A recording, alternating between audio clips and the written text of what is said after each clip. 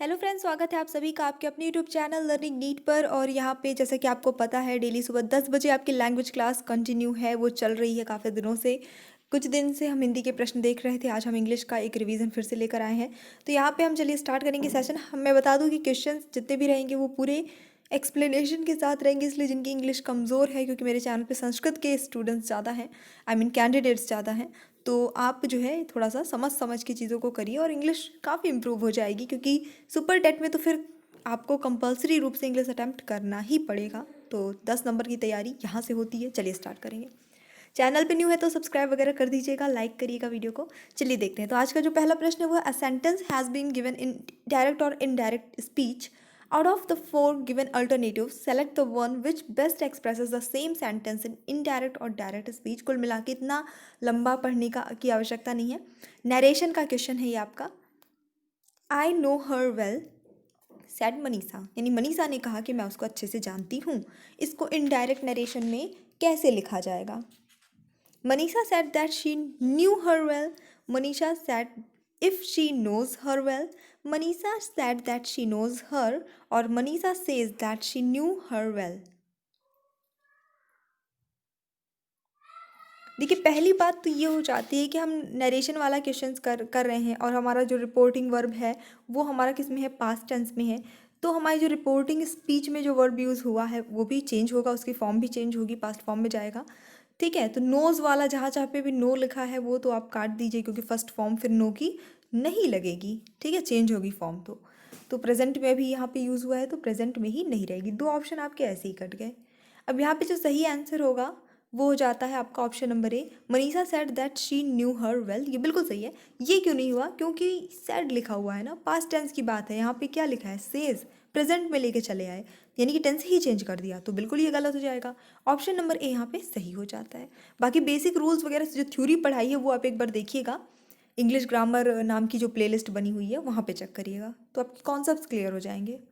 Choose the option with the appropriate punctuation inserted in the given sentence. ठीक है, एक sentence दिया है, इसमें कोई पंक्चुएशन वगैरह यूज़ नहीं है, उसके बाद फिर जो ऑप्शन है वहाँ पे पंक्चुएशन लगाया गया है, तो आपको सही वाला जो ऑप्शन है वो चूज़ करना है। The program was so boring that the people just got up and left. अब देखिएगा ऑप्शन, सेंटेंस सब कुछ वही लिखा हुआ है। The program was so boring that the people just got up and left. The program was, फिर आप देखिए यहाँ पे एक लगा हुआ है, सो बोरिंग कोलोन लगा है, फिर so boring that the people just got up and left. The programmed, यहाँ पे देखिएगा प्रोग्राम्ड चेंज है थोड़ा सा, was so boring, capital letter है, पंक्चुएशन में कैपिटल लेटर स्मॉल लेटर का ध्यान दीजिएगा, जैसे यहाँ पे सब द जो है वो सब में स्मॉल से स्टार्ट हुआ है। The program was so boring that the people, capital letter, just got up and left, फिर क्वेश्चन मार्क लगा हुआ है, यहाँ पंक्चुएशन काफ़ी ज़्यादा यूज़ किया गया है। हालांकि सही है कि गलत वो आगे आपको डिसाइड करना है। The program was so boring that the people just got up and left, question mark. अब मतलब कि यहाँ पे सही क्या है वो आपको बताना है। अच्छा प्रश्न है ये आज के हिसाब से। तो चलिए देख लें कि यहाँ पे जो सही आंसर हो जाएगा वो हो जाता है आपका ऑप्शन नंबर ए। कुछ चेंज, क्योंकि हमारा ये जो सेंटेंस है वो वही है। The program was so boring that the people just got up and left, पूरा सब कुछ वही है, कोई पंक्चुएशन का यूज़ यहाँ पे नहीं किया गया है। फ़र्क इतना किया गया है, जो ये द कैपिटल से स्टार्ट था उसको मतलब कि स्मॉल से स्टार्ट कर दिया गया है, जिससे कि हमें समझ में आता है कि ये सेंटेंस जो है वो किसी भी एक पैराग्राफ के बीच से उठाया हुआ सेंटेंस हो जाता है। यहाँ पे ये द जो है वो स्टार्टिंग वर्ब नहीं हो जाता है, स्टार्टिंग वर्ड नहीं रह जाता है, बस इतना सा फ़र्क आता है। लेकिन ये लगाना, क्वेश्चन मार्क लगाना, ये सरासर गलत हो जाएगा, क्योंकि सेंस ही नहीं बनता है। यहाँ पे प्रश्न तो पूछा ही नहीं जा रहा है। A sentence has been given in, okay ये वॉइस का क्वेश्चन है, सीधे सीधे आ जाते हैं क्वेश्चन पे। The teacher told him to collect assignment. The teacher told him to collect assignment. Teacher ने उसे असाइनमेंट, यानी होम असाइनमेंट मतलब जो भी कार्य दिया जाता है, होमवर्क वगैरह कुछ भी, उसे कलेक्ट करने के लिए कहा। पैसिव वॉइस में बदलेंगे। पैसिव वॉइस में बदलते वक्त जो बेसिक रूल होते हैं, 3 रूल जो हम लोगों ने पढ़े हैं थ्योरी में, वही फॉलो करिए तो आपका आंसर बिल्कुल सही आ जाता है। तो सबसे पहले कि यहाँ पे हम देखेंगे सेंटेंस में ऑब्जेक्ट कौन है, मतलब कि ऑब्जेक्ट इन द सेंस कि देखिए कर्ता कौन है, टीचर है, टीचर ने कहा, किसे कहा है काम करने के लिए, जो भी काम हुआ रहा है वो उसे करने के लिए किसे कहा है, हिम को कहा है, उसे कहा है। तो ये हमारा सब्जेक्ट के स्थान पे जाना है हमेशा, ठीक है। ये सब्जेक्ट के स्थान पे हिम जब सब्जेक्ट पे आता है की जगह पे तो ही हो जाता है, ठीक है। तो पहली बात तो द टीचर वाला हटा दीजिए, ही वाले सेंटेंस में से ही कोई आंसर होगा, एक चीज़ क्लियर, पहला रूल। उसके बाद है जब टोल्ड लगा है यानी कि सिंपल पास्ट टेंस में है तो हमारे आंसर में वॉज या वर आना चाहिए पैसों में। इसमें इज लगा है तो ये भी नहीं होगा, इसमें वॉज है, ही वॉज, इसमें भी ही वॉज है तो ये भी सही है। अब इसमें है ही वॉज टोल्ड और इसमें है ही वॉज आस्क्ड, मतलब टोल्ड में और आस्क में बहुत फ़र्क होता है। आस्क मतलब पूछना है, टोल्ड मीन्स कुछ कहा, उन्होंने बताया, ठीक है, बहुत फ़र्क हो जाता है। टू कलेक्ट असाइनमेंट्स, और इस सेंटेंस में टीचर का भी कोई जिक्र नहीं हुआ है कि किसने कहा, किसके द्वारा कहा गया है, इसका तो जिक्र किया ही नहीं गया है। जबकि रूल के हिसाब से जो भी हमारे यहाँ सब्जेक्ट होता है वो ऑब्जेक्ट की जगह पे आना चाहिए बाय लगा के। तो ऑप्शन नंबर ए जो हमारा बचता है वही हमारा सही उत्तर होगा। He was told to collect assignments by the teacher. Move to the next question and थोड़ा सा लाइक वगैरह कर दीजिएगा, थोड़ा मोटिवेशन मिलता है, प्लीज़ आप लोग कर दिया करिए। When we have a party, we believe in the philosophy of blank more and blank merrier। दोनों के ही साथ क्या आना चाहिए? सिंपल प्रश्न है, आसान है, क्योंकि आर्टिकल्स का यूज़ जो है वो आपने थ्योरी पढ़ी है। जिन लोगों ने नहीं पढ़ी है प्लीज़ जाइए चेक करिए और पढ़िए, सब सारे ही वीडियो बने हुए हैं। तो जब मोर है, मीरियर है, लेस है, इस तरह की चीज़ें हैं जिसकी कोई वैसे गिनती नहीं है कि एक है कि अनेक है, ऐसी कोई गिनती नहीं इन सब वर्ड्स की होती है। तो यहाँ पे द ही आता है, तो ऑप्शन नंबर ए से ही आएगा, द मोर द मीरियर, ये इस तरह से आ जाएगा। Choose the most suitable prefix, जिसे हम उपसर्ग कहते हैं, वो लगाना है। The Taj Mahal is a symbol of blank mortal love of two people im dis अनरी।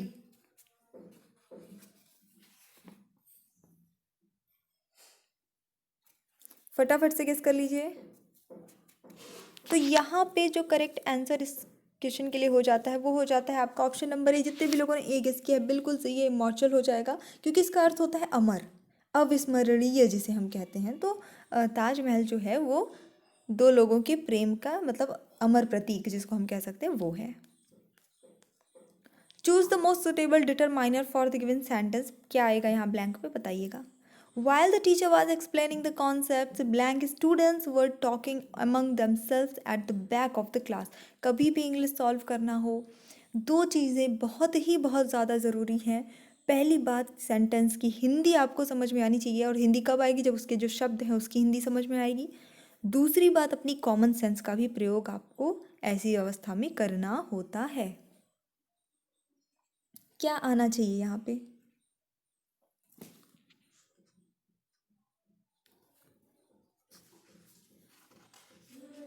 चलिए देख लेंगे यहाँ पे जो करेक्ट आंसर हो जाता है आपका वो क्या हो जाता है, वो हो जाता है सम। सम क्यों होगा? देखिए, ये बताने की कोशिश कर रहा है कि जब टीचर जो है वो कॉन्सेप्ट एक्सप्लेन कर रहा था तो back of the class, class के पीछे जो बच्चे बैठे हुए थे वो आपस में, एमंग लगा है यानी आपस में बात कर रहे थे।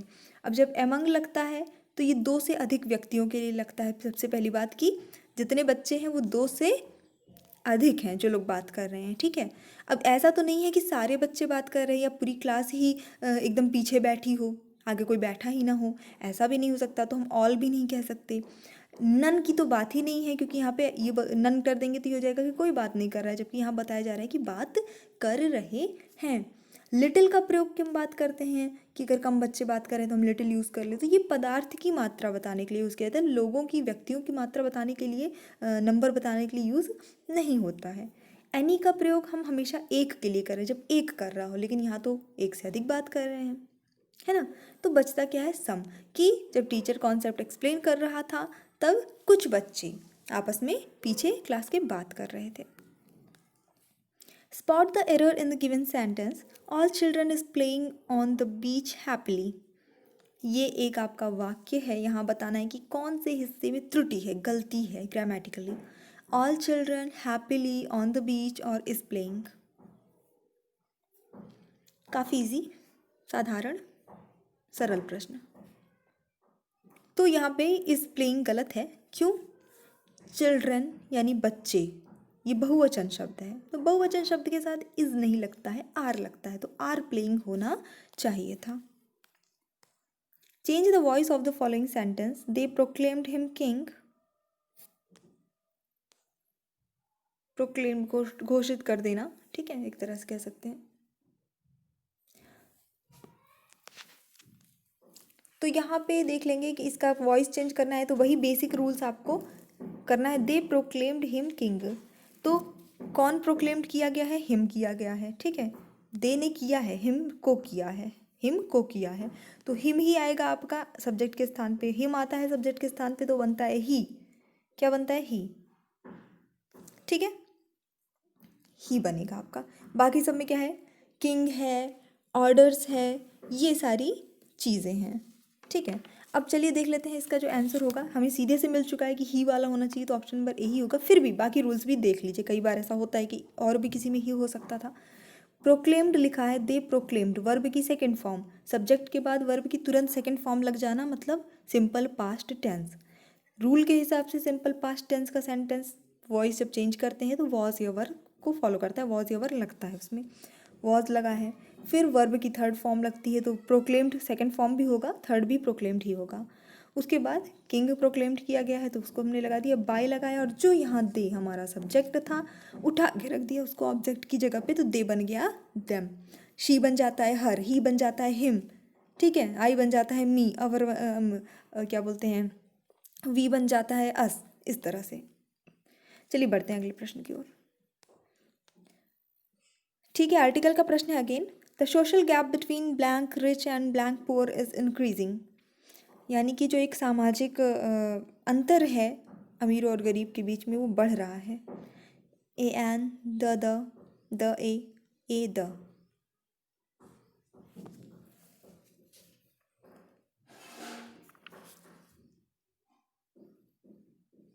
फटाफट से देख लीजिए, काफ़ी आसान है।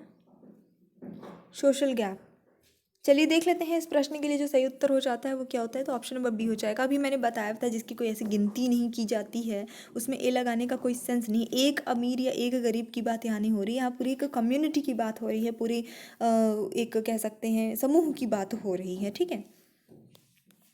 In the following option identify the sentence with interrogative adverb of manner. How did you contrive it, where is Ram, when did you come, how many boys are there in your class? Adverb of manner,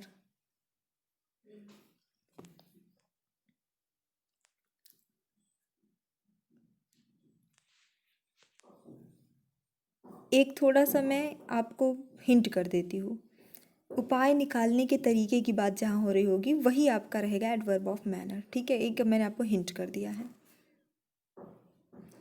तो यहाँ पे चलिए देख लेते हैं, जो सही answer होगा वो ऑप्शन नंबर ए हो जाता है आपका। How did you contrive it, तुम ऐसा कैसे करोगे, मतलब जो कुछ भी बात हो रही है, तो कुल मिला के एक उपाय निकालने के तरीके को दर्शा रहा है, तो ये एडवर्ब ऑफ मैनर, कि किस तरीके से कोई भी काम किस तरीके से किया जाएगा, कैसे किया जाएगा, कैसे वाली फीलिंग जो आ रही है वो यहाँ पे एडवर्ब ऑफ मैनर रिप्रेजेंट करती है। अब बात करते हैं बी की, तो ये एडवर्ब ऑफ प्लेस को रिप्रेजेंट कर रहा है, वेयर इज़ राम, राम कहाँ है, तो राम है लेकिन कहाँ है, तो ये adverb of manner sorry place को रिप्रेजेंट कर रहा है। व्हेन डिड यू कम, तुम कब आए, तो कब यानी समय पूछा जा रहा है, तो ये एडवर्ब ऑफ टाइम को रिप्रेजेंट कर रहा है। और ये जो है आपका how many boys are there in your class, तुम्हारी क्लास में कुल कितने बच्चे हैं, ये नॉर्मल सा एक इंट्रोगेटिव सेंटेंस है, कोई भी एडवर्ब को ये रिप्रेजेंट नहीं कर रहा है। यहाँ पे आपको प्रीफिक्स लगाना है जो तीनों में सुटेबल बैठे, जनरेट, प्रेस, कंपोज, डी अन इम मिस। इजी क्वेश्चन, डी आ जाएगा, डी जनरेट, डिप्रेस, डिकम्पोज, ये बिल्कुल परफेक्ट यहाँ पे बैठेगा, ठीक है। अगला प्रश्न देख लेते हैं। ठीक है, यहाँ पे कंजक्शन आपको फिल करना है। Austria is famous for the beauty of its landscape blank the hospitality of its people since so and because. Austria is famous for the beauty of, चलिए देख लेंगे यहाँ पे जो करेक्ट आंसर होगा वो हो जाएगा एंड। तो ऑस्ट्रिया जो है वो किसके लिए प्रसिद्ध है? अब लैंडस्केप की खूबसूरती और लोगों की जो हॉस्पिटैलिटी है उसके यानी कि सेवा भाव जिसे हम कह सकते हैं उसके लिए प्रसिद्ध है। तो ये करेक्ट आंसर हो जाता है, यानी कि यहाँ की लैंडस्केप की सुंदरता और लोगों की हॉस्पिटैलिटी दो अलग अलग विशेषताएं हैं, तो दोनों अलग अलग विशेषताओं को एक साथ जोड़ने के लिए हम एंड का यूज़ करेंगे। कोई एक दूसरे पे निर्भर नहीं है, दोनों भिन्न भिन्न विशेषताएं हैं। Select the incorrectly spelled word in the given option. Fulfil, wilfil, wilful, skilful, shameful. गलत स्पेलिंग क्या है? बहुत आसान है, स्किलफुल कुछ नहीं होता है, स्किलफुल नहीं होगा, ये स्किलफुल होगा। स्किल, ठीक है, फुल, ये इसकी जो है करेक्ट स्पेलिंग हो जाएगी स्किलफुल। बाकी फुलफिल का अर्थ होता है परिपूर्ण करना। विलफुल मतलब होता है जानबूझकर, कोई काम जैसे हम जानबूझकर करते हैं। शर्मनाक होता है शेमफुल का मतलब, ठीक है। स्किलफुल का मतलब होता है कि प्रॉपर कौशल से किसी भी चीज़ को करना, स्किल्ड मैनर में करना। सो ये हमारा छोटा सा सेशन था पूरे एक्सप्लेनेशन के साथ। अगर आपको पसंद आया है तो प्लीज़ लाइक करिए, शेयर करिए। इंग्लिश की और भी प्रैक्टिस करनी है तो प्लेलिस्ट बनी है इंग्लिश प्रैक्टिस सेट की। सुपर टेट भाषा जो प्रैक्टिस सेट है उसमें आप जा सकते हैं, आपको तीनों लैंग्वेज की प्रैक्टिस सेट मिल जाएंगे वहाँ पे। इसके साथ ही अगर आपको थ्योरी के कॉन्सेप्ट्स क्लियर करने हो सब पे वीडियो बन रखे हैं, सबके पर्टिकुलर टॉपिक वाइज भी मॉक टेस्ट अवेलेबल है। इंग्लिश ग्रामर की प्लेलिस्ट पे आपको मिलेगा, लिंक सबके डिस्क्रिप्शन बॉक्स में है, वहाँ से आप चेक कर लीजिएगा। So thanks for watching, keep studying and bye bye.